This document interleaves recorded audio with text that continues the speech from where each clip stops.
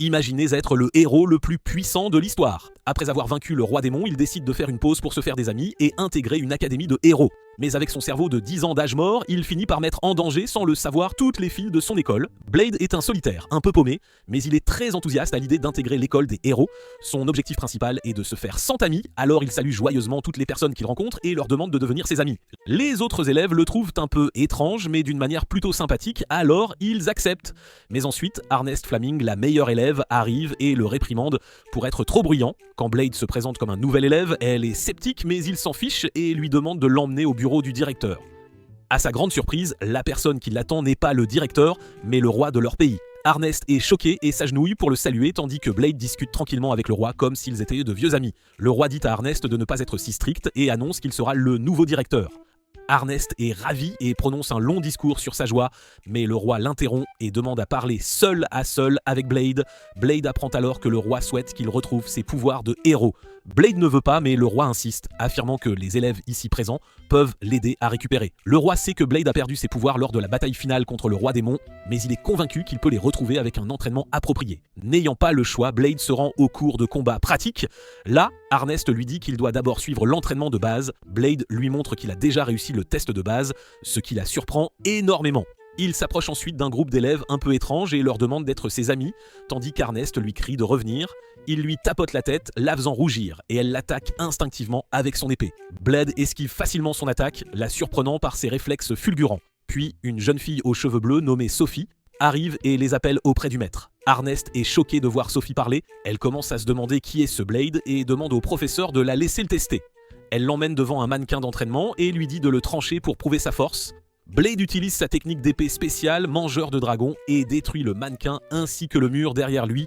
Au moment où son épée se brise, Ernest s'approche, choqué de voir que son attaque a déchiré ses vêtements, exposant sa silhouette à tous pour leur moment intime, et qu'elle a assommé les autres élèves avec ses ondes de choc. Pendant le déjeuner à la cafétéria, Ernest est assise seule quand Blade vient la rejoindre. Il invite ses amis, mais tous refusent. Ernest mentionne que tout le monde a peur d'elle, mais sans expliquer pourquoi. Blade oublie vite en se plongeant dans son repas. Ernest s'excuse d'avoir été impoli plus tôt et admet qu'il a un talent de fou vraiment impressionnant.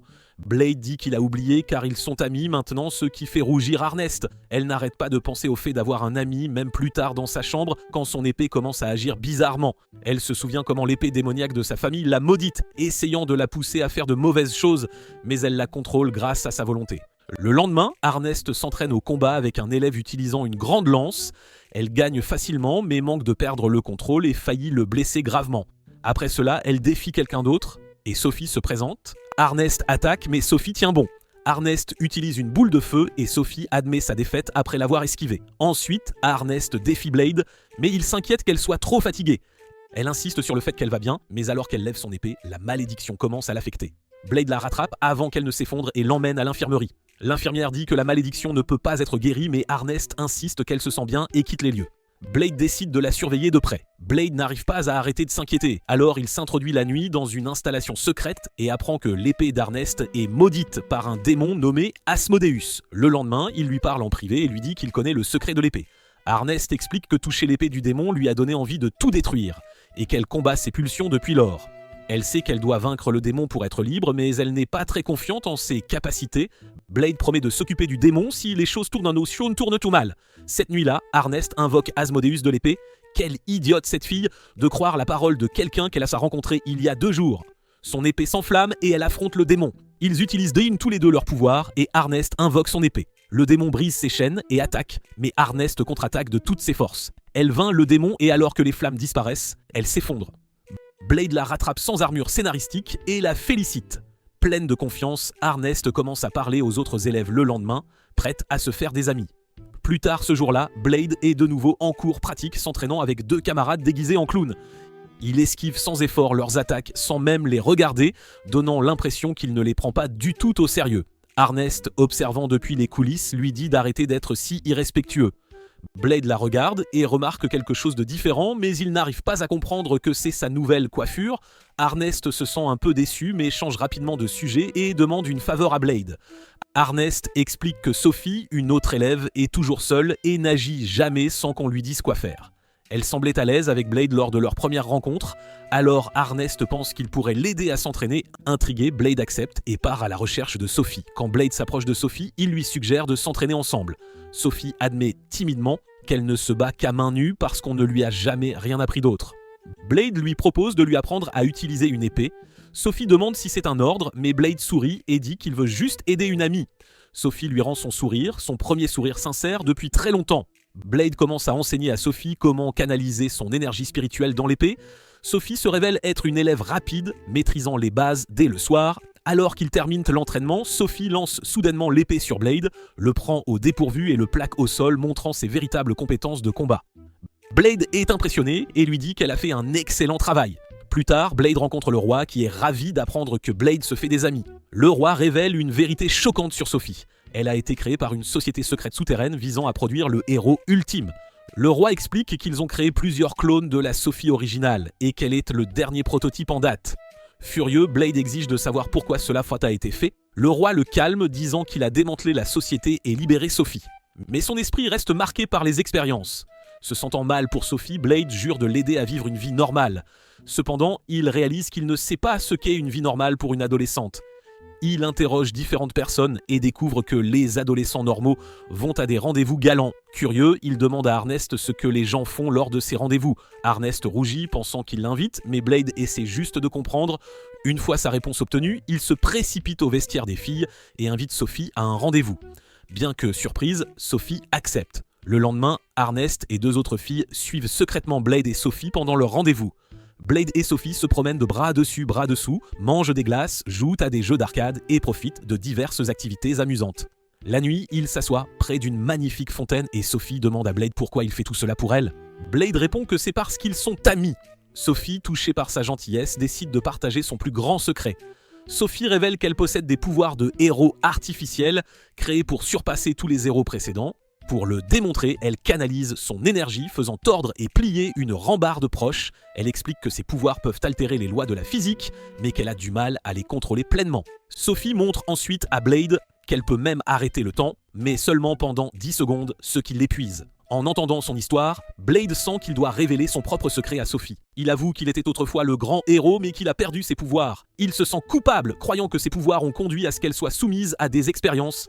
Blade explique comment il a toujours vu ses pouvoirs comme une malédiction, l'empêchant de vivre une vie normale. Il raconte comment il a combattu des monstres dès son plus jeune âge et a essayé de sauver autant de personnes que possible.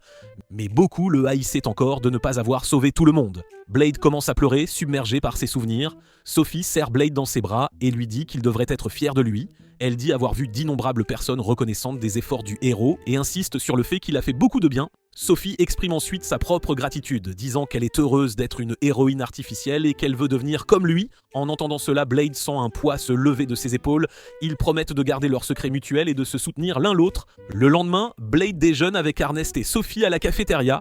Leurs autres amis les rejoignent, n'étant plus en uniforme scolaire car ils ont été promus en classe avancée, ce qui leur permet de s'habiller librement.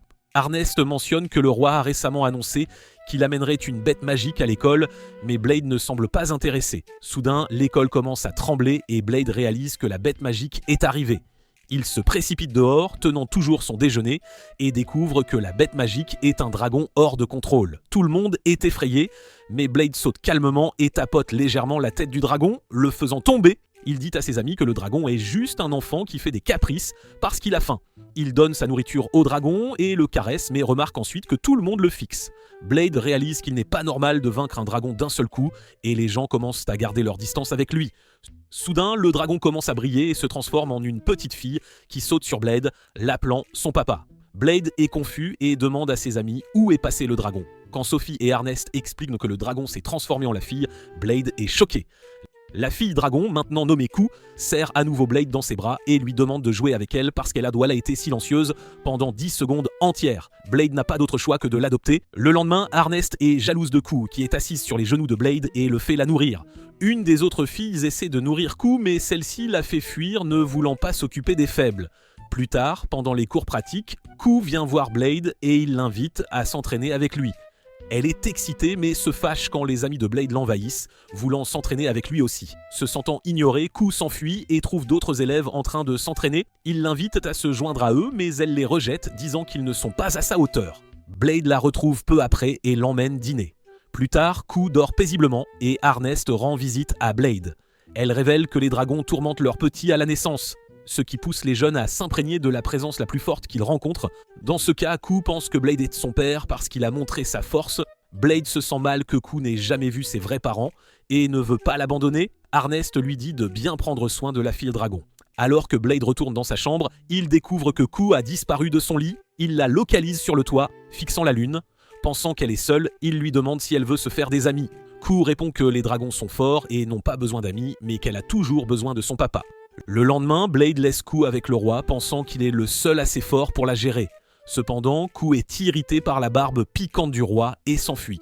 Blade la cherche partout dans l'école et la trouve finalement dans une pièce, jouant avec des jouets qu'elle a fabriqués pour le représenter. Arnest, Sophie et ses autres amis. Q imite parfaitement leur manière et a mémorisé les noms de tous les élèves qu'elle a vus. Même si Blade ne connaît pas la plupart d'entre eux, il réalise que Q veut être ami avec tout le monde et se sent coupable de ne pas l'avoir remarqué plus tôt.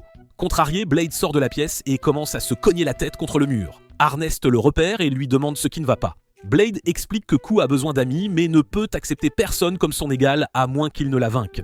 Il se sent impuissant mais Arnest l'encourage à arrêter d'être si sombre et à demander de l'aide à ses amis. Le lendemain, Blade et Arnest se rendent à l'arène d'entraînement et demandent à tous les élèves de les aider à combattre et à vaincre Q. Les élèves doutent toutes de pouvoir y arriver mais Blade et Arnest se mettent à genoux et implorent leur aide. Sophie et les autres amis de Blade se joignent à eux, exprimant leur inquiétude pour Q. Se sentant sous pression, les élèves acceptent à contre-cœur d'affronter la fille dragon. Plus tard, tout le monde se rassemble dans l'arène, prêt à affronter Q sous sa forme de dragon. Le roi arrive pour observer et son assistant se demande si le dragon respectera les humains s'il est vaincu par un groupe. Le roi pense que c'est juste car les humains sont plus faibles que les dragons. Arnest tire son épée et dit à tout le monde de se préparer. Quand Q attaque, la plupart des élèves s'enfuient mais Arnest mène la charge, flanquant Q et tirant des flèches explosives. Leurs attaques égratignent à peine les écailles résistantes du dragon et elle les repousse facilement avec sa queue. Tandis que Q domine un côté de l'arène, les guérisseurs se précipitent pour aider les blessés de l'autre côté. Blade observe depuis un balcon et le roi le rejoint, prédisant l'échec des élèves. Juste à ce moment-là, Q crache du feu. Voyant une opportunité, Sophie et Arnest s'associent pour attaquer. Elles parviennent à blesser Q, mais pas suffisamment pour l'arrêter. Cependant, ce n'était qu'une partie de leur plan. Alors que Q se remet, elle tombe soudainement dans une fosse que Léonard, l'utilisateur de lance, a creusée pendant le combat. Le roi commande que cela ressemble à de la triche, mais Blade explique que c'est juste puisque le piège a été créé pendant la bataille. Blade sait que le véritable défi ne fait que commencer. Les élèves chargent la Q piégée, mais elle les repousse avec son souffle de feu. Arnest utilise son épée démoniaque, mais Asmodeus, le démon à l'intérieur, est épuisé. Malgré ses avertissements, Arnest déchaîne une puissante attaque sur Q. Léonard suit avec sa lance foreuse, mais elle ne peut pas pénétrer les écailles de Q. Essayant de s'échapper, Q prend son envol, mais Arnest bondit et la ramène au sol. Sophie utilise sa manipulation de la gravité pour asséner un coup de poing puissant au ventre de Q. Léonard voit une chance et exhorte Arnest à finir le combat. Ignorant les supplications d'Asmodeus, Arnest tire plus de pouvoir du démon et crée une énorme boule de feu. Les autres élèves canalisent donc leur énergie spirituelle vers elle, suralimentant la boule de feu. Arnest la lance sur Q, qui réalise trop tard qu'elle est en difficulté. La boule de feu explose, et quelques instants plus tard, Q retrouve sa forme humaine, pleurant parce qu'elle pense que son père l'abandonnera pour sa faiblesse. Blade la réconforte, promettant qu'il ne l'abandonnera jamais. Il explique qu'elle n'est pas faible, les humains sont juste plus forts quand ils travaillent ensemble. Il dit à Q que puisqu'elle a été vaincue, elle devrait accepter les élèves comme ses amis. Nerveusement, Q demande à tout le monde d'être son ami et tous acceptent joyeusement. Quelques jours plus tard, le roi arrive à l'arène avec une nouvelle excitante. Il annonce la création d'une nouvelle méthode d'entraînement appelée réalité virtuelle où les élèves pourront pratiquer leurs compétences dans des environnements simulés. Tout le monde attend avec impatience l'achèvement des nouvelles installations de réalité virtuelle. Pendant ce temps, les amis de Blade chouchoutent Q et la nourrissent à la cafétéria. Blade remarque qu'Arnest a pris beaucoup de poids du jour au lendemain et fait la remarque qu'elle a l'air d'une grosse salope laide. Ses amis le réprimandent immédiatement, la traitant de grosse salope, mais Blade insiste qu'elle a l'air différente. Arnest, blessé, se met à pleurer et traite Blade d'idiot avant de s'enfuir. Sophie et les autres filles disent à Blade qu'il est sans vergogne et que sa relation avec Arnest pourrait être terminée. Blade ne comprend pas entièrement ce qu'il a fait de mal avant 3 jours plus tard, quand Arnest n'a toujours pas quitté sa chambre. Réalisant qu'il pourrait perdre son amitié, il panique et décide de s'excuser. Les filles, sachant que Blade est un peu perdu, le rejoignent. Quand Arnest n'ouvre pas la porte, elles forcent l'entrée. La pièce est sombre et Arnest est recroquevillé dans un coin, émettant des sanglots. Alors que tout le monde s'inquiète pour elle, Q sent quelque chose de délicieux et bondit vers Arnest. Blade allume la lumière pour trouver Arnest, encore plus grosse salope, mangeant des sucreries sans arrêt. Arnest pleure et explique que depuis son combat avec Q, elle a faim tout le temps et ne peut pas s'arrêter de manger des desserts. Blade, ne se souciant pas de son poids, lui demande si elle le considère toujours comme un ami. Arnest répond qu'elle se cachait parce qu'elle ne voulait pas que quiconque, surtout Blade, la voie ainsi. Blade est soulagé, mais les filles l'exhortent à s'excuser correctement pour qu'Arnest se sente mieux. Léonard intervient pour montrer à Blade comment s'excuser, mais il se fait repousser d'un coup de poing. Blade dit ensuite à Arnest qu'elle ne devrait pas avoir honte de son amour pour les sucreries et lui rappelle que ses amis sont toujours là pour l'aider. Arnest se sent mieux et le lendemain matin, Blade commence son entraînement de perte de poids. Malgré ses difficultés avec le poids supplémentaire, Arnest persévère dans les exercices avec une pure volonté. Elle ne fait pas beaucoup de progrès et se sent découragée même après avoir très peu mangé et passé 1 heure au sauna. Quand elle monte sur la balance, celle-ci se brise sous son poids. Réalisant que les méthodes normales ne fonctionneront pas, elle décide d'essayer quelque chose d'extrême. Le lendemain, Arnest se rend à l'arène et demande l'aide de Blade pour son nouveau plan. Elle tire son épée démoniaque et ordonne à Asmodeus, le démon à l'intérieur, de consumer son corps et de lui accorder du pouvoir. Son corps est englouti par les flammes, formant un pilier de feu géant. Sophie et les autres se précipitent vers l'arène et peu après, Arnest émerge sous la forme d'un démon ardent. Asmodeus loue son exploit et lui demande ce qu'elle veut brûler avec ce grand pouvoir. Arnest répond qu'elle veut brûler sa graisse. Asmodeus est déconcerté mais réalise que rester sous cette forme ardente brûle 1000 de calories par heure. Arnest rit pensant qu'elle n'aura pas besoin d'exercice pendant des mois. Mais elle se sent vite faible à cause de la forte consommation d'énergie. Elle s'effondre, son estomac gargouille de faim et elle entre dans un mode bestial où elle veut tout manger, même ses amis. Arnest les charge, mais Blade utilise une version atténuée de son mouvement spécial, éteignant le feu autour d'elle, avec la pression du vent de ses attaques. La laissant sans artifice, Blade réconforte Arnest qui est revenu à sa forme normale et la félicite d'avoir fait tant d'efforts. Cependant, cette nuit-là même, Arnest recommence à manger comme une gloutonne et ses amis réalisent qu'elle est une cause perdue en matière de régime. Quelques jours plus tard, Blade se rend à son examen médical régulier avec le médecin de l'école. Elle dit qu'il va mieux, mais avertit qu'utiliser plus de 30% de son véritable pouvoir pourrait le tuer. Blade prend cela au sérieux et retourne en classe. En chemin, son amie Claire lui présente une fille timide et intello nommée Maria. Blade se souvient d'elle du combat contre Q. Maria était maladroite et tirait des boules de feu partout. Se sentant embarrassée, Maria demande une faveur à Blade, la tuer si elle perd le contrôle de ses pouvoirs. Les amis de Blade entendent par hasard et se rassemblent. Maria révèle qu'elle n'est pas entièrement humaine mais un hybride humain-démon. Blade se doutait déjà que quelque chose était différent chez elle, et Maria se sent un peu plus à l'aise de partager son secret. Soudain, sa tasse de thé se brise et le thé s'évapore. Elle s'excuse, expliquant que cela arrive quand elle perd le contrôle. Maria poursuit, disant qu'elle est habituellement capable de contrôler ses pouvoirs, mais que depuis le combat avec Q, elle a du mal. Blade pense que c'est parce que le pouvoir spirituel humain a perturbé ses circuits magiques démoniaques. Maria est d'accord, disant que si ses vrais pouvoirs sont libérés, elle veut être arrêtée. Elle se sent seule car ses parents sont morts et elle n'a pas de foyer. Elle supplie Blade de l'aider et il accepte avec ses amis qui veulent la soutenir. Plus tard, Blade emmène tout le monde à l'arène et demande à ses amis d'installer la barrière magique la plus puissante possible. Arnest grogne à propos des règles enfreintes, mais Blade ignore cela. Se tournant vers Maria, il lui demande de libérer toute sa puissance. Maria hésite, mais Blade la rassure. Même là, Maria refuse jusqu'à ce qu'Arns raconte comment elle a été sauvée de son démon grâce à l'aide de Blade. Encouragée, Maria désactive ses artefacts magiques un par un, chacun réduisant sa puissance de moitié. Finalement, elle retire son collier, ce qui diminue sa puissance à 1/10 de son potentiel. Alors que la puissance de Maria monte en flèche, une forte rafale de vent emporte Arnast avant qu'elle ne puisse l'atteindre. Maria commence à gémir et à crier, disant que le démon en elle est en train de sortir. Blade lui dit de faire confiance à ses amis et de tout laisser s'exprimer. Maria se transforme en démon et Blade réalise qu'elle est la réincarnation du roi démon. Maria, maintenant complètement transformée, rit et ordonne à tous de s'incliner devant elle. Arnest se transforme immédiatement en son mode démon de feu et attaque Maria, mais Maria la repousse facilement. Léonard charge Maria, mais elle le repousse d'un revers de main sans effort. Sophie et Q décident de prendre leur tour. Sophie utilise sa magie de gravité pour immobiliser Maria, pendant que Q se transforme en dragon et prépare son souffle de feu. Cependant, Maria intercepte l'attaque de Q et la lui renvoie, la vainquant. Blade est furieux. Il charge Maria qui déclare qu'elle détruira la capitale après s'être occupée de lui. Blade la frappe avec son épée gainée. Maria se moque de lui, pensant qu'il n'est pas sérieux, mais réalise ensuite qu'il se retient pour éviter de la tuer. Elle le prévient de se battre sérieusement ou d'être tué et utilise la magie du vent pour le projeter contre la barrière. Blade dégaine enfin son épée et attaque Maria à nouveau, mais elle dévie tous ses coups. Faisant un pas en arrière, elle contre-attaque avec de la magie de feu. Blade la bloque à peine et son épée se brise sous l'impact. Maria est impressionnée qu'il soit toujours debout. Arnest se réveille et offre à Blade son épée démoniaque Asmodeus. Le démon à l'intérieur de l'épée accepte à contre-cœur de servir Blade à cause de l'ordre d'Arnest.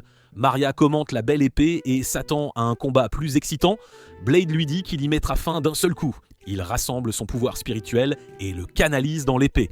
Vesmodeus est nerveux, incapable de gérer l'immense puissance, mais Blade lui dit d'arrêter de se plaindre. Combinant la flamme du démon avec son pouvoir, Blade lance une puissante entaille de feu sur Maria. Elle le bloque avec un bouclier, mais le bouclier commence à se fissurer sous l'attaque de Blade. Submergée, Maria demande qui est Blade et il répond qu'il n'est qu'un étudiant ordinaire. L'attaque de Blade brise complètement le bouclier de Maria et la puissante onde de choc détruit la barrière entourant la reine. La bataille se termine et Blade est soulagé que personne ne soit mort. Cependant, il a utilisé trop de pouvoir et s'effondre. Le lendemain, Blade se réveille à l'hôpital. La doctoresse se précipite vers lui, donnant une impression de son plan massif, les larmes aux yeux, disant qu'il a failli mourir et que si elle avait eu ne serait-ce qu'une minute de retard, il aurait disparu. Elle le réprimande pour avoir risqué sa vie après avoir promis de ne pas le faire. Blade s'excuse de l'avoir inquiété et demande des nouvelles de tout le monde. La doctoresse le rassure en lui disant que tous ses amis, y compris Maria, sont en sécurité. Le lendemain, à l'école, Blade voit que la version roi démon de Maria, maintenant connue sous le nom de Mal, a déjà rassemblé beaucoup de fans. Quand Blade la salue, elle manque de l'appeler le grand héros, mais il l'arrête rapidement. Elle insinue qu'elle pourrait utiliser ce secret pour le faire chanter, et Blade la supplie de ne pas le faire. Elle lui dit de ne pas l'appeler Maria, car elle est une personne différente maintenant. Quand Blade lui demande son nom, elle dit qu'elle n'en a pas et s'en va. Blade, remarquant à quel point elle est amicale avec les étudiants, décide de parler au roi avec ses amis. Le roi révèle qu'il a toujours connu la véritable identité de Maria et l'a quand même laissé s'inscrire à l'école. Il explique que la mère de Maria était humaine et était décédée, tandis que son père était le roi démon dont la localisation actuelle est inconnue. Blade a un flashback se souvenant du roi démon, son vieil ennemi.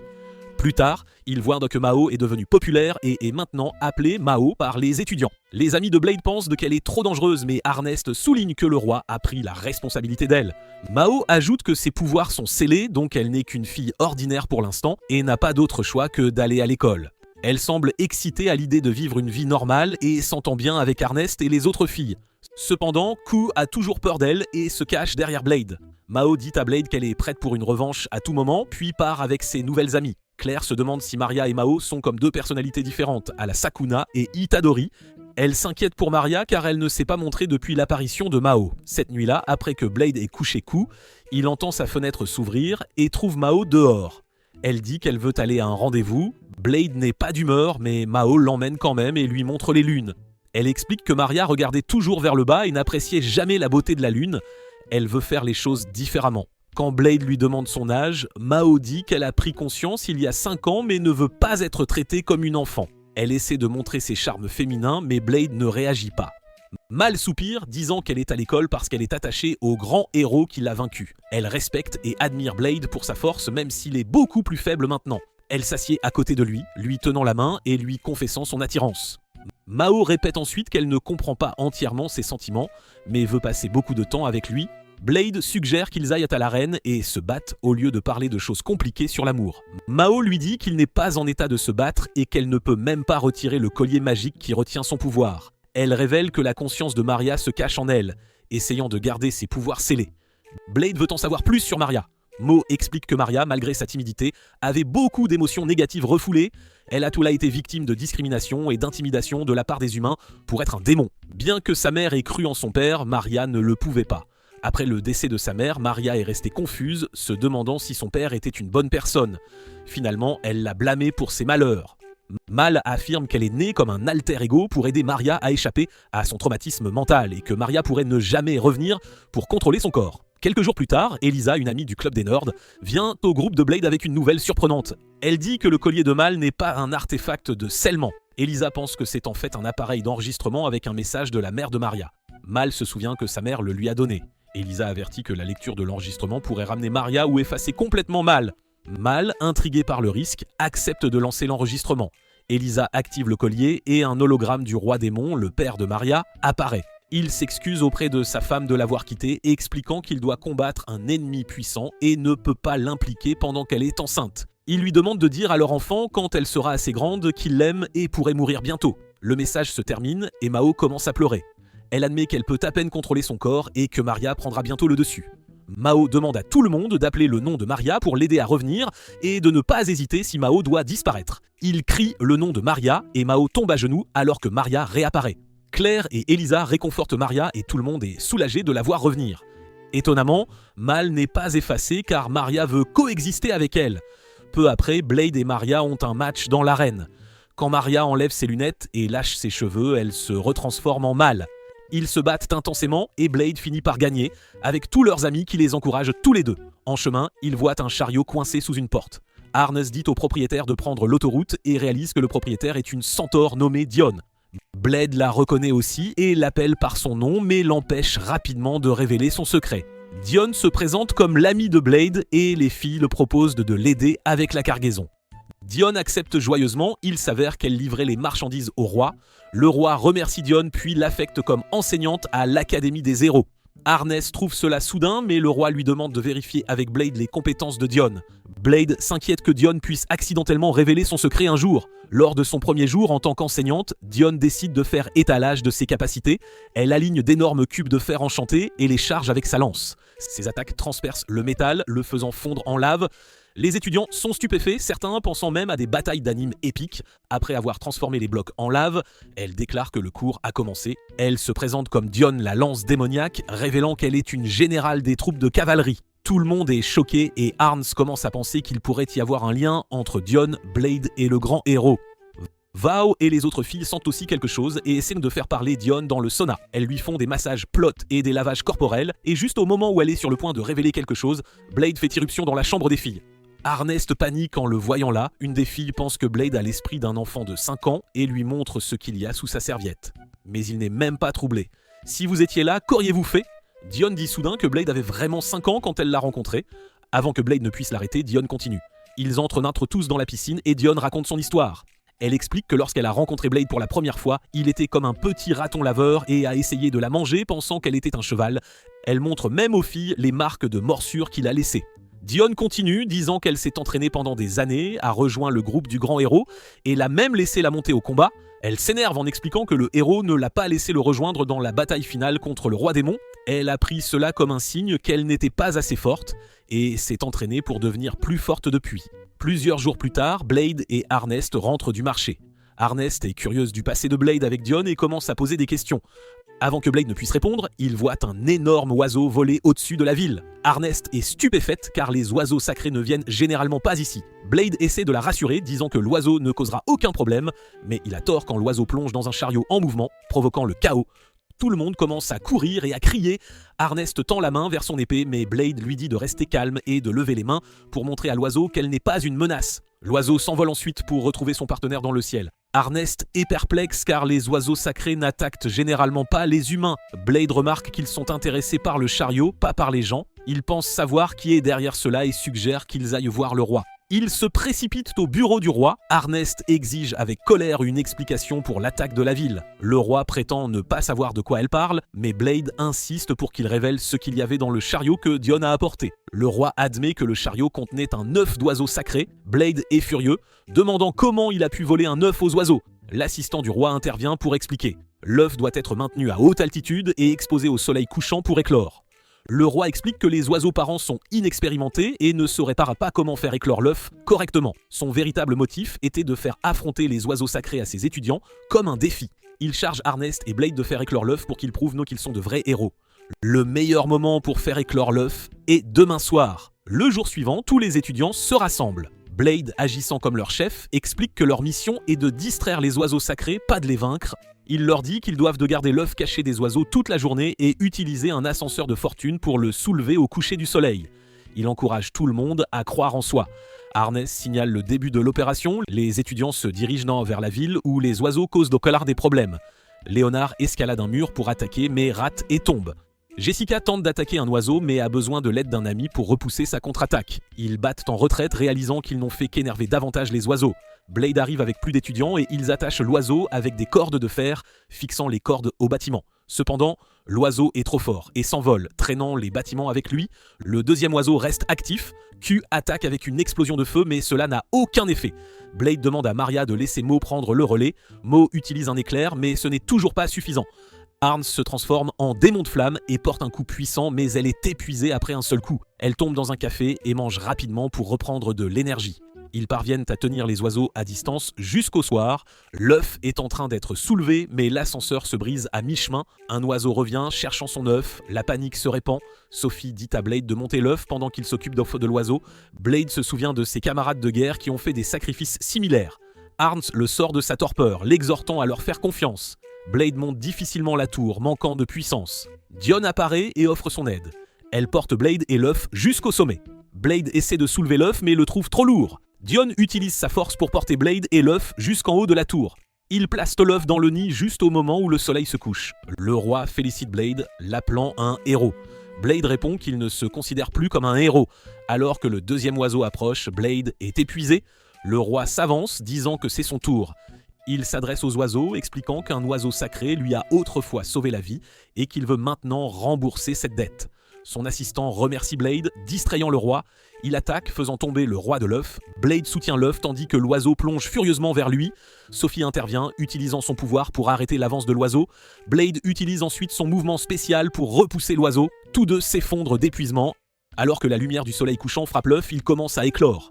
Des oiseaux jumeaux émergent et s'imprègnent immédiatement de Blade, le voyant comme leurs parents. Arnast, pas entièrement heureuse, Q plaisante sur le fait d'être maintenant une grande sœur. Quelques jours plus tard, les jeunes oiseaux apprennent à voler, et Blade, Arnest et Q décident de les emmener faire un tour. Arnest a du mal à contrôler son oiseau, qui vole partout, tandis que Blade gère son oiseau avec aisance. Q vole aussi à leur côté, et les oiseaux parents observent depuis une haute tour. Blade rit, disant qu'il s'est fait encore plus d'amis maintenant. Peu de temps après, la nouvelle installation d'entraînement en réalité virtuelle est terminée. Blade et ses camarades de classe sont excités de l'essayer. Ils sont plongés dans un jeu PUBG réaliste. Blade se retrouve à errer seul dans un château sombre, son épée tachée de sang virtuel de ses amis qu'il a dû vaincre dans le jeu. Il tombe sur Sophie qui est impatiente de l'affronter avec toute sa force. Sophie charge Blade et utilise son pouvoir pour arrêter le temps, lui assénant une série de coups de poing puissants. Mais quand le temps reprend, elle est choquée de trouver Blade indemne. Il explique qu'il a activé une technique spéciale pour durcir son corps avant qu'elle n'utilise son pouvoir. D'un mouvement rapide, Blade la saisit à la gorge, la plaque au mur et la poignarde, provoquant la mort de Sophie et un appel au roi, exigeant la fin de cette folie.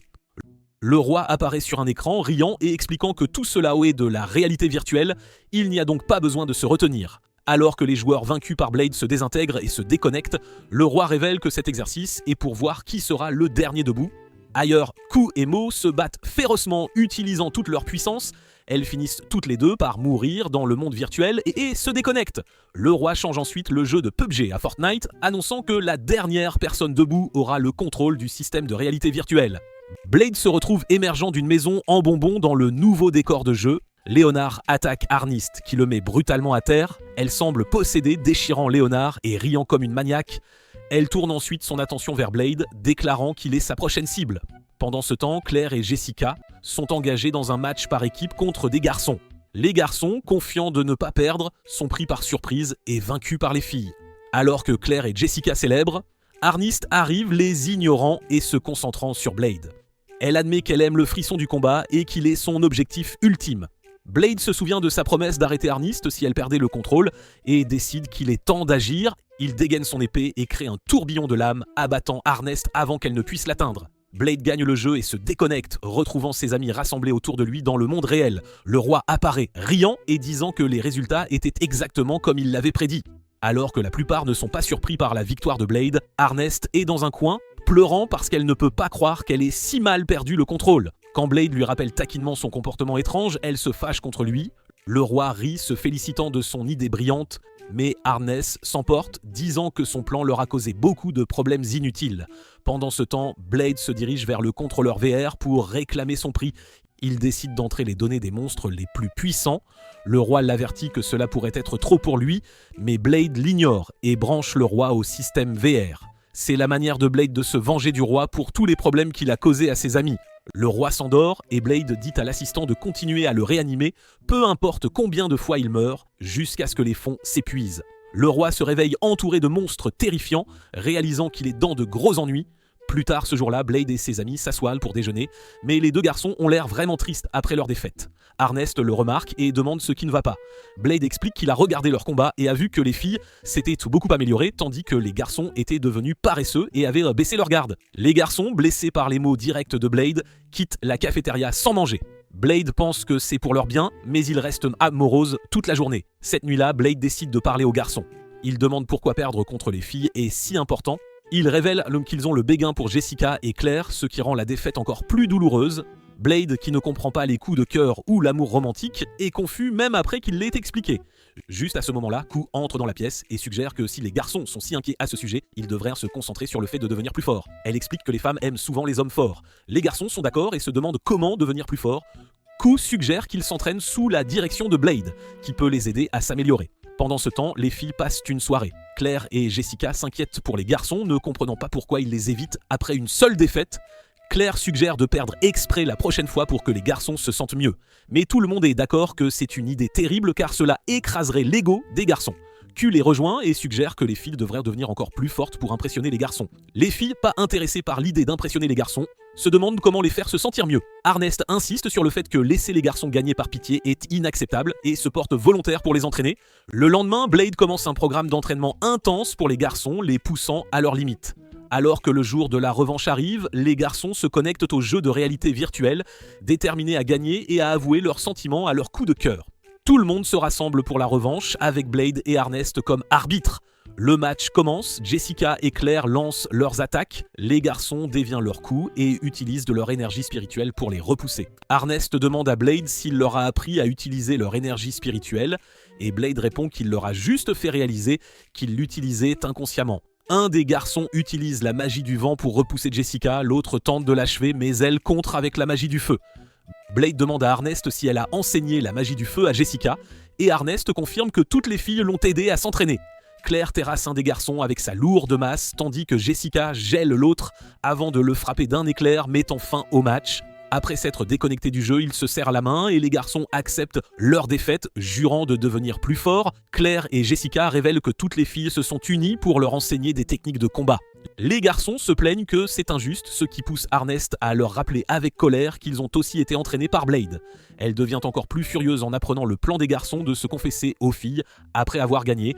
Elle demande s'ils ne peuvent pas se confesser à moins d'être les plus forts dans la relation. Arnest jette un coup d'œil à Blade, toujours ignorant, et se met à pleurer, disant que c'est injuste. Quelques jours plus tard, les filles découvrent un mignon robot sur le terrain de l'école. Elles se rassemblent, curieuses, n'ayant jamais rien vu de tel.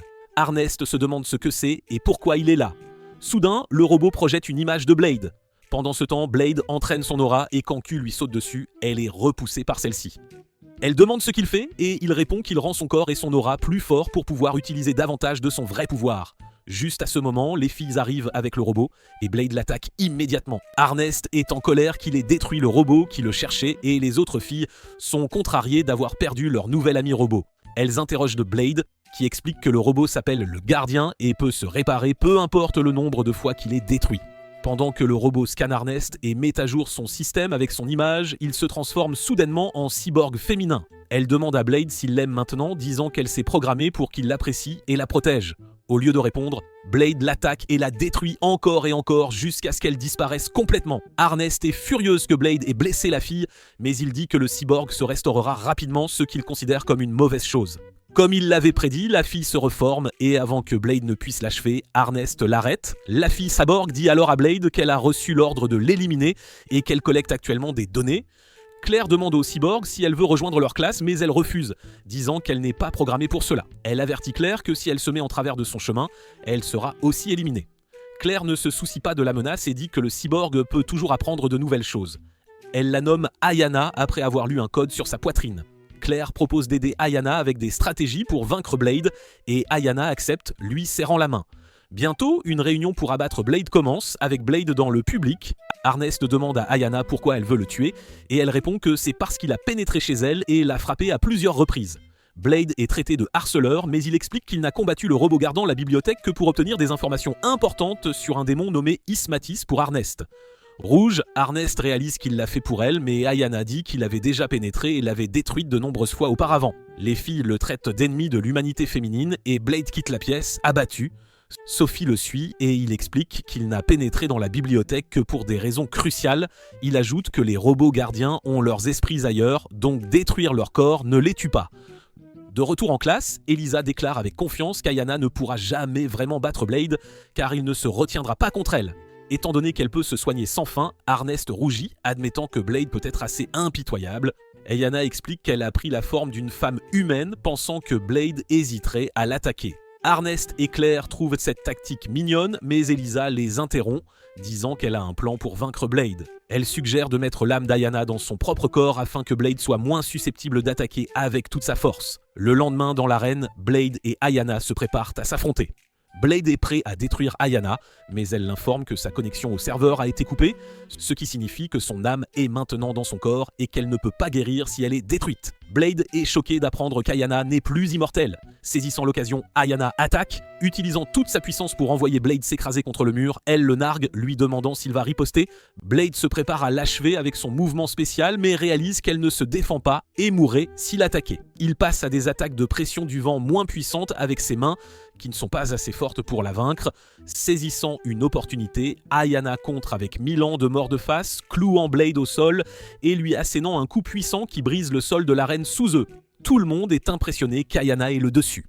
Blade lui demande d'y aller doucement, se plaignant qu'elle ne lui laisse pas le temps d'utiliser ses attaques moins puissantes. Ayana sourit et lui demande de se rendre avant de se ridiculiser davantage. Blade accepte la défaite et toute l'école éclate en acclamations. Ayana apprécie l'attention et en veut davantage. Après la bataille, il se dirige vers la cafétéria. Ayana a du mal à manger et explique que bien qu'elle puisse convertir la nourriture en énergie, elle n'a pas envie de manger. Elisa suggère qu'Ayana a perdu sa motivation après avoir vaincu Blade. Claire encourage Ayana à partager ses problèmes avec ses amis. Ayana explique qu'elle recevait de nouvelles tâches du système de sa mère dans des moments comme ceux-ci. Elle s'est reconnectée au serveur pour contacter sa mère, mais sa mère a refusé de se connecter car Ayana avait abandonné ses devoirs et s'était enfuie sans permission. Ayana confesse qu'elle se sent en insécurité sans maître et demande à Blade de devenir son nouveau maître. Malgré des supplications sincères, Blade refuse. Ayana avertit que si elle ne trouve pas de maître bientôt, elle s'autodétruira. Elle explique que les gardiens ont une fonction d'autodestruction pour les empêcher de devenir incontrôlables sans ordre. Tout le monde panique et Elisa vérifie le système d'Ayana, découvrant qu'ils ont environ 3 jours avant qu'elle n'explose. Réalisant qu'il n'a pas le choix, Blade accepte de devenir le maître d'Ayana pour l'empêcher de s'autodétruire. Le lendemain, pendant que Blade joue avec Q dans le jardin, Ayana leur apporte de la nourriture vêtue d'un uniforme de femme de chambre. Blade lui dit que la tenue est inutile et elle répond qu'elle l'enlèvera la prochaine fois. Blade commente qu'il a l'impression d'avoir perdu sa liberté à cause d'elle. Juste à ce moment, Sophie apparaît, boudant. Blade lui demande de dire ce qu'elle pense et elle demande si c'est un ordre. Quand il dit que oui, Ayana devient jalouse, voulant aussi être commandée par son maître. Sophie devient encore plus furieuse, accusant Ayana de prendre sa place et de copier ses traits, comme son visage inexpressif et le besoin d'être commandée. Les deux filles commencent à se disputer et se lancent un défi pour voir qui est la plus apte à servir Blade. Le lendemain, Sophie apparaît avec des oreilles de chat pour attirer l'attention de Blade. Pour ne pas être en reste, Ayana apparaît avec des oreilles de lapin.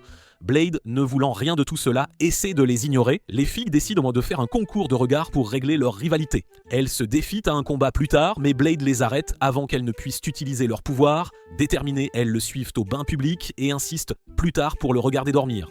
Blade est trop fatigué pour discuter et essaie de dormir pendant qu'elle veille. Pendant qu'elle veille sur lui, Sophie et Ayana réalisent que leur querelle ne se terminera pas de sitôt. Ayana admet qu'elle aime leur rivalité car cela signifie qu'elle a des amis.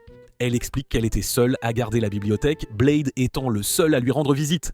Sophie partage que Blade l'a aidé à se connecter au monde. Elles admettent toutes deux qu'elles aiment se faire concurrence et deviennent amies. Blade, à moitié endormi, entend cela et est heureux pour elle.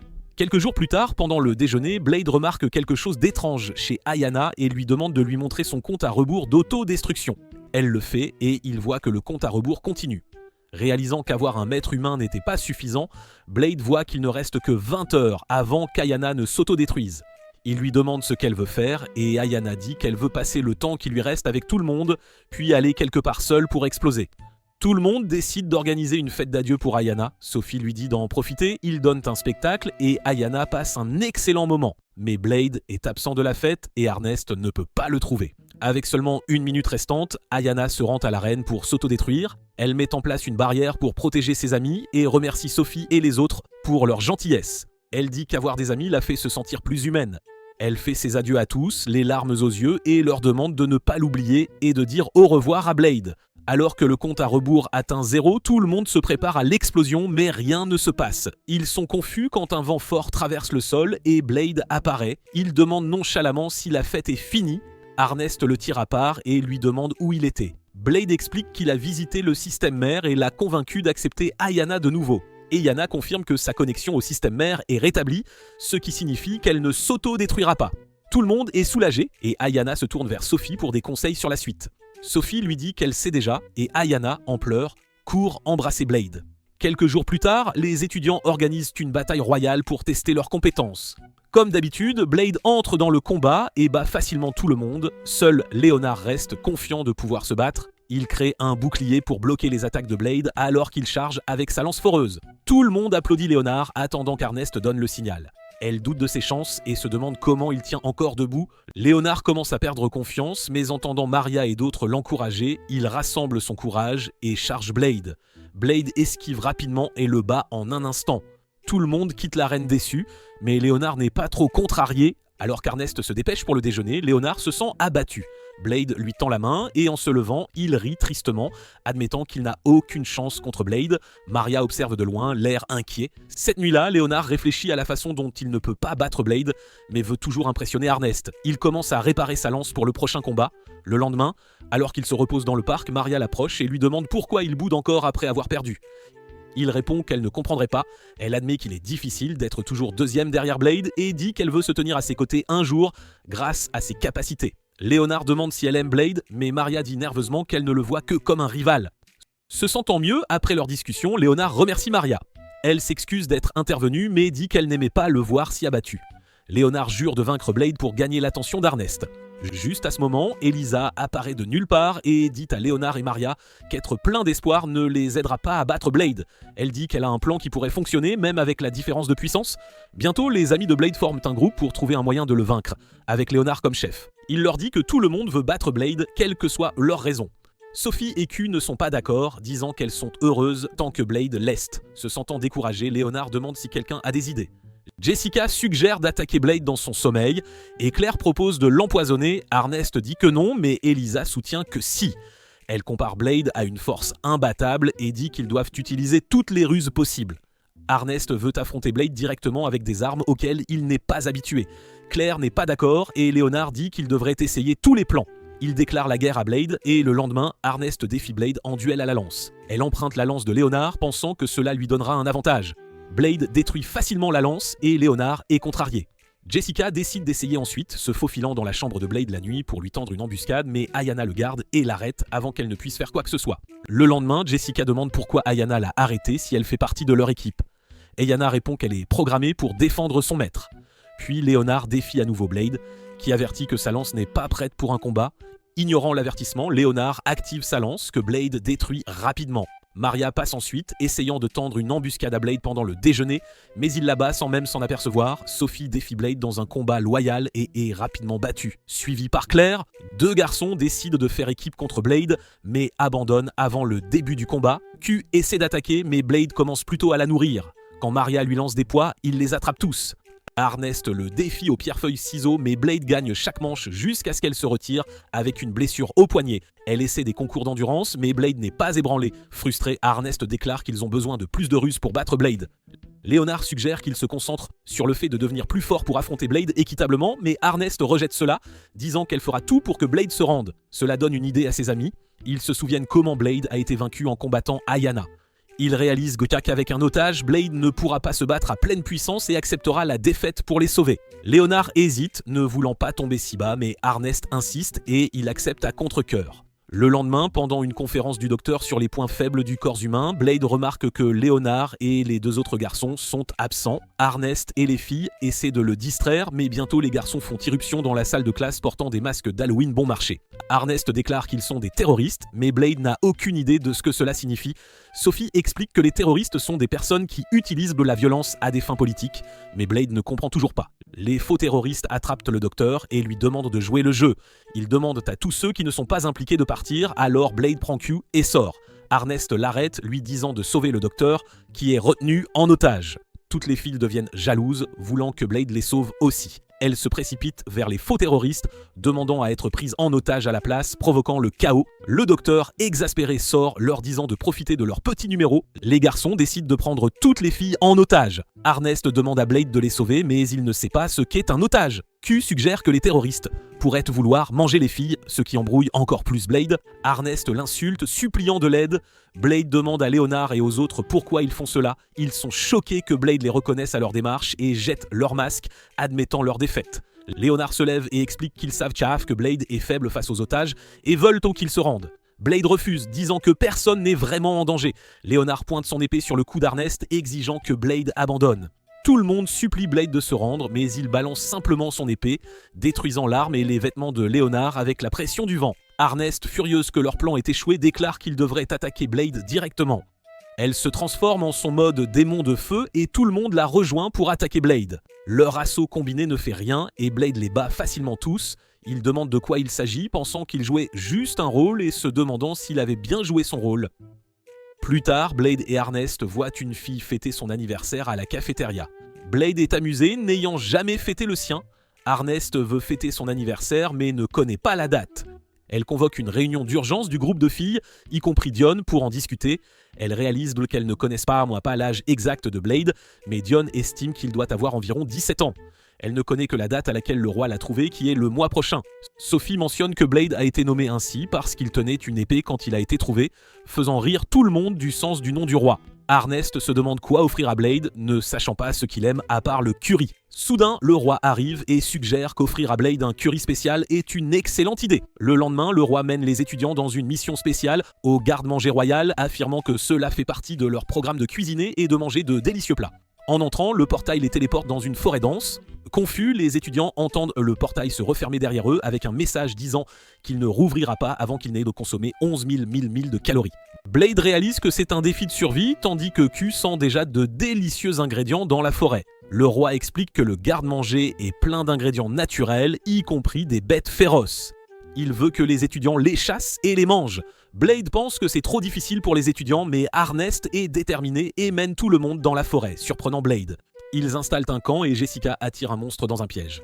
Léonard, Claire et Maria attendent en embuscade. Quand la bête repère Claire, elle la poursuit. Léonard essaie de la battre mais échoue, alors Maria libère son alter ego, Mowal, qui vainc la bête avec la magie de la foudre. Il ramène le monstre au camp où certains étudiants commencent à le cuisiner tandis que d'autres utilisent de sapots pour faire du cuir. Le reste des étudiants aident ou se préparent pour l'avenir et Blade est heureux de voir tout le monde travailler ensemble. Le lendemain, Blade décide de prendre un bain dans une source chaude, réfléchissant à la façon dont le roi a trouvé un exercice stimulant mais intéressant cette fois-ci. Ernest le rejoint et commence à lui poser des questions sur son enfance et les célébrations dont il se souvient. Blade répond que son passé était rempli de batailles sans fin, car sa vie était toujours en danger. Saisissant l'occasion, Ernest essaie de se rapprocher de Blade, mais Claire, qui observait secrètement, intervient et l'éloigne. Avec le temps, leur camp se transforme en une ville d'apparence médiévale. Ayana les informe qu'ils ont atteint 47% de leur objectif calorique et sont en bonne voie pour l'atteindre. Cependant, le roi remarque leur progrès et décide d'ajouter une complication. Il envoie des papiers de quête listant de nouveaux ingrédients à collecter. Tout le monde est excité, mais Blade est perplexe quant à la différence entre ces nouveaux ingrédients et ceux qu'ils ont déjà récoltés. Ernest et les filles semblent en savoir plus et sont impatientes de terminer les quêtes. Ils s'aventurent d'abord dans une grotte où pousse un chou interdit. Le chou attaque avec des tentacules et Ernest les coupe, déclarant qu'elle va le rôtir sur place. Sophie l'arrête, disant qu'ils ont besoin du chou cru. Ernest ordonne à tout le monde d'attaquer le chou. Les garçons, dans leur excitation, dépassent Blade. Alors qu'ils combattent le monstre chou, Blade se demande pourquoi ils sont si excités. Bientôt, ils obtiennent le chou interdit et passent à l'ingrédient suivant, le maïs boxeur. Blade tire son épée contre le maïs géant aux gants de boxe, mais Sophie lui dit qu'il n'aura pas bon goût s'ils ne suivent pas les règles. Elle tend à Blade des gants de boxe pendant que Maria lit les instructions, qui stipulent qu'ils doivent gagner un match contre le maïs boxeur pour le capturer. Le match commence et Blade pense que Sophie ou Ayana seraient mieux adaptées pour le combat. Cependant, les substitutions ne sont pas autorisées. Pendant que Blade est distrait à parler à ses amis, le maïs lui assène un coup de poing, le faisant s'écraser. Blade revient, déterminé, et après un match acharné, il vainc le maïs. Ensuite, il récolte des tomates monstrueuses et des piments démoniaques si forts qu'ils font pleurer Ayana. L'ingrédient suivant est des tournesols géants qui tirent des rayons solaires sur quiconque s'approche. Ku et Maria tentent un temps de les cueillir mais sont attaqués, cela les met en rage et Maria libère Mahou pour aider Ku à combattre le tournesol géant. Après avoir récolté toute la nourriture, Blade et l'équipe atteignent un endroit où pousse une carotte géante. Tout le monde s'inquiète de sa réaction à la récolte. Blade s'avance pour la tirer, mais la carotte se met à hurler, le forçant à reculer. Arnest lit les instructions et apprend que la carotte géante maudit quiconque entend son cri. Ayana se porte volontaire pour tirer les carottes, car elle est immunisée contre les malédictions. Elle déracine les carottes géantes pendant que tout le monde se couvre les oreilles, et le cri maudit tue toute vie à portée. Ils utilisent les poussins d'oiseaux sacrés pour se téléporter à la base. Blade commente qu'il n'aime pas les carottes, mais ne les déteste pas dans les plats. Arnest est soulagé et se demande pourquoi. Ils organisent un grand festin et le roi les rejoint pour louer leur travail acharné. Ils révèlent que grâce à leurs efforts, la population d'ingrédients monstres a considérablement diminué, ce qui bénéficie à l'écosystème. Il les rassure que les ingrédients ne s'éteindront pas et leur dit de se préparer pour la collecte finale le lendemain. Le jour suivant, tout le monde se rassemble autour d'un arbre massif dans la forêt. Ayana détecte les lectures d'énergie les plus élevées ici, indiquant que le roi des ingrédients est proche. Bientôt, un monstre géant ressemblant à un taureau apparaît et Sophie lit sa description, notant qu'il est coriace et délicieux. Le roi rit de loin, disant que la viande du monstre sera extrêmement savoureuse. Alors que Blade se prépare à combattre, un monstre bien plus grand arrive et dévore le taureau en une seule bouchée. Le roi est stupéfait par l'apparition du monstre géant et dit que sa viande est aussi très délicieuse et exhortant les étudiants à le chasser. Blade pense que c'est trop pour eux, mais Arnest et les autres sont déterminés. Ils croient que si la viande est bonne, ils doivent chasser le monstre. Arnest se transforme en sa forme de démon de feu et mène les étudiants au combat. Tout le monde combine ses pouvoirs, lançant des attaques continues sur le monstre. Les gros frappeurs comme Sophie, Ku et Ayana donnent tout, tandis que les guérisseurs s'occupent des blessés. Arnest déchaîne une attaque puissante, mais réalise que ce n'est pas suffisant. Le monstre riposte et Léonard utilise sa barrière pour protéger ses amis. Arnest tend son épée à Blade, lui demandant d'achever le monstre. Blade sait quoi faire, mais réalise que son corps ne peut pas supporter la puissance nécessaire. Il demande de l'aide à Mahou, expliquant qu'elle canalisera son énergie spirituelle. Elle accepte, et Blade commence à lui transférer son pouvoir. Mahou se plaint que c'est trop lent et l'embrasse pour accélérer le transfert. Arnest les presse de se dépêcher, ordonnant à tous de continuer à attaquer le monstre. Sophie et Ayana utilisent une attaque combinée, immobilisant le monstre avec la magie de la gravité, avant de le frapper avec un puissant rayon plasma. Bien que cela inflige de sérieux dégâts, ce n'est toujours pas suffisant. Le monstre devient encore plus en colère et tout le monde charge pour donner du temps à Blade de préparer son attaque. Blade et Mahou, débordant d'énergie, tiennent l'épée ensemble, la remplissant de leur pouvoir combiné. L'épée se transforme en une lame géante et ils utilisent leur mouvement ultime, l'épée sacrée démoniaque, pour trancher le monstre en deux. Épuisé, Blade remercie Mahou pour son aide alors qu'il s'effondre sur ses genoux.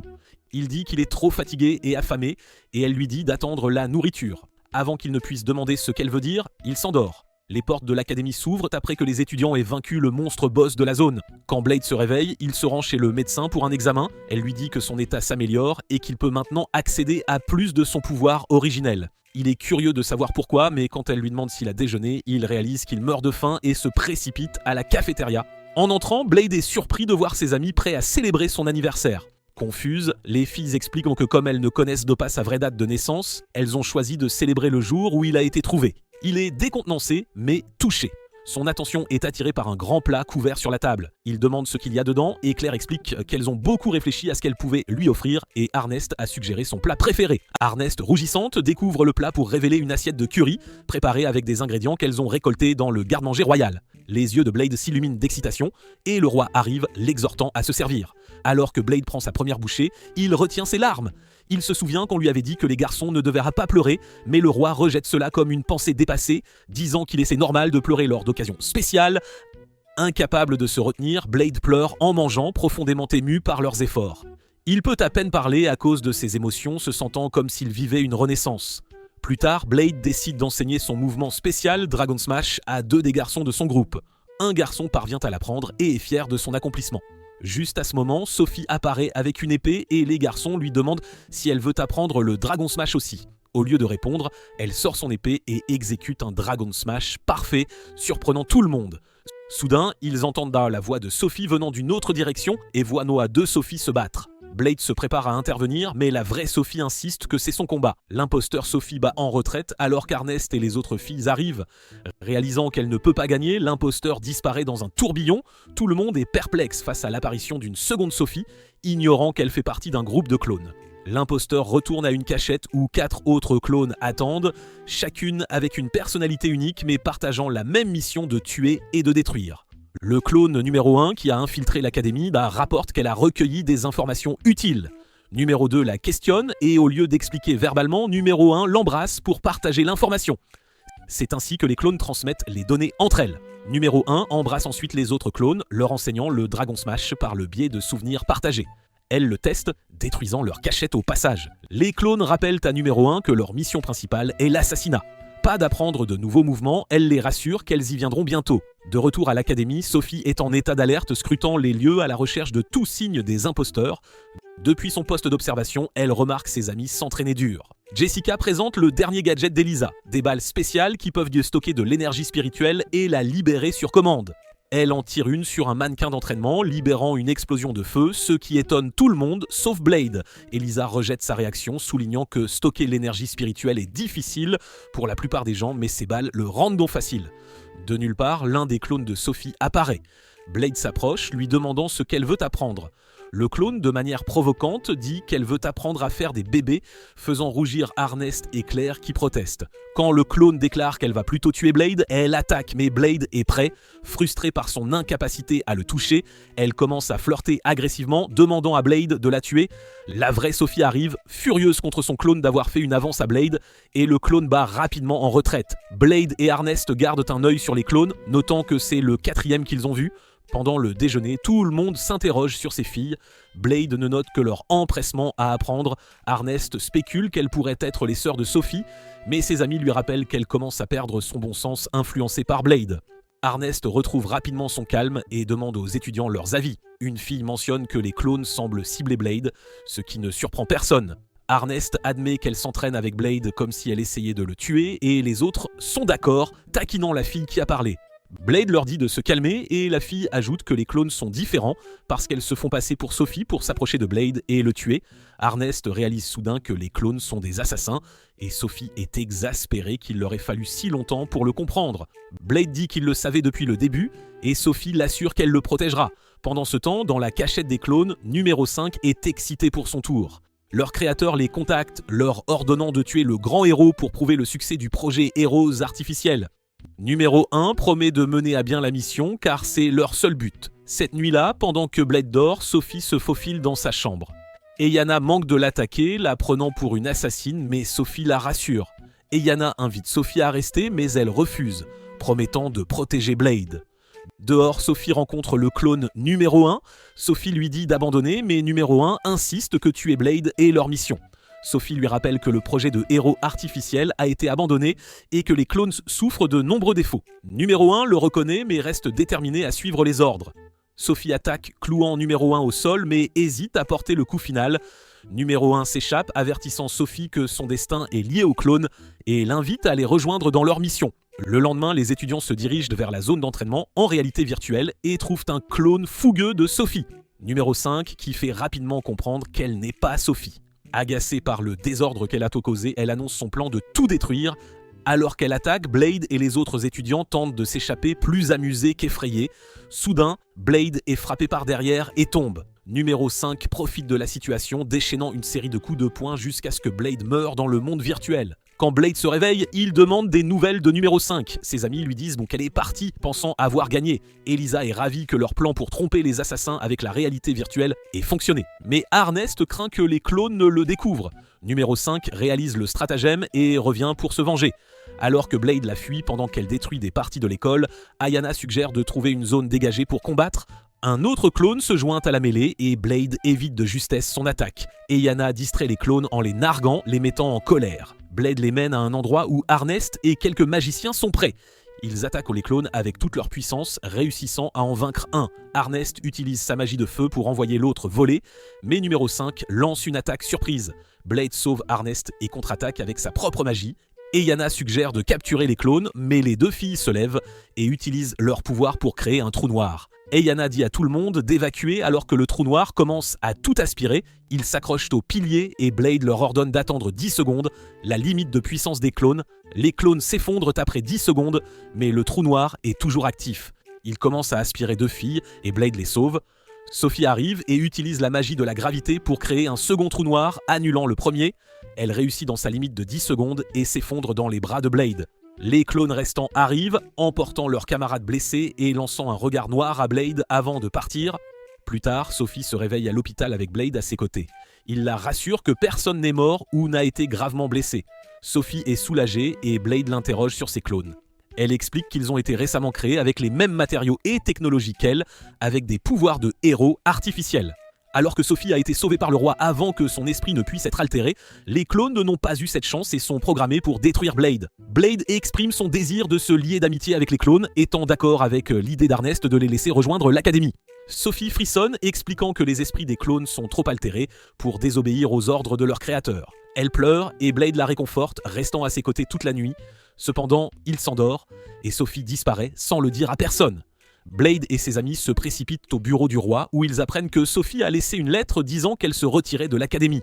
Arnest est furieuse et exige de savoir pourquoi le roi ne l'a pas arrêtée. Le roi explique que c'était son droit de partir si elle ne voulait plus être une héroïne. Il révèle également que Sophie est partie pour éviter à ses amis d'avoir à tuer les clones, de les arrêter. Malgré le respect du roi pour la décision de Sophie, Blade est déterminé à la retrouver. Q et Ayana le rejoignent, impatients de secourir leur ami. Nao et Maria décident aussi d'aider. Alors qu'ils se dirigent vers la porte, ils trouvent Arnest et les autres qui les attendent. Surpris, Blade est moqué pour son retard et ils partent tous ensemble en mission. Sophie se dirige vers l'une des cachettes des clones mais la trouve vide. Sur le chemin du retour, Arnest la repère et informe rapidement Elisa. Arnest rattrape Sophie qui veut être laissée seule. Arnest insiste que tout le monde veut la soutenir, mais Sophie n'est pas d'accord et attend que tout le monde arrive pour partager son secret. Quand tout le monde est réuni, Sophie révèle qu'elle faisait partie d'un projet de héros artificiel et était le 12e prototype. Bien que les personnes impliquées aient été arrêtées, certaines données et échantillons ont été volés et la recherche a continué secrètement. Les 5 clones sont après Blade parce qu'elles veulent surpasser le grand héros. Ses amis ne réalisent pas que Blade est le grand héros et Sophie hésite à le leur dire. Arnest suggère que les clones veulent tester leur capacité contre Blade parce qu'il est incroyablement fort. Blade accepte cette explication. Sophie s'excuse d'avoir causé des problèmes et admet que son passé la rattrape. Elle s'est toujours sentie déplacée parmi les vraies personnes et veut maintenant retourner dans l'ombre. Elle jure de protéger ses amis, même si cela lui coûte la vie, et dit que son temps avec eux a été le meilleur. Arnest l'interrompt en plaisantant, lui disant de rester avec eux si elle est heureuse. Elle explique qu'elle s'est aussi sentie déplacée autrefois, mais l'a surmontée grâce à Blade. Sophie sourit et Arnest propose de l'aider à combattre les clones. Blade insiste qu'ils ne feront pas de mal aux clones et croit qu'il y a une autre voie, malgré ce que le roi pourrait dire. Sophie soutient que les clones ne peuvent pas désobéir à leur créateur et ont une durée de vie raccourcie en raison de leur modification. Malgré cela, Blade veut les aider et les appelle les sœurs de Sophie. Il demande de l'aide à ses amis et ils acceptent avec enthousiasme.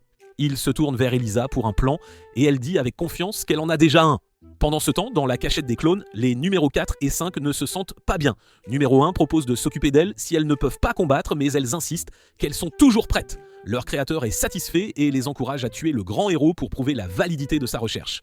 Juste à ce moment, les 2 autres clones arrivent avec une lettre de défi de Blade. Numéro 1 accepte, décidant qu'il est temps de régler les choses.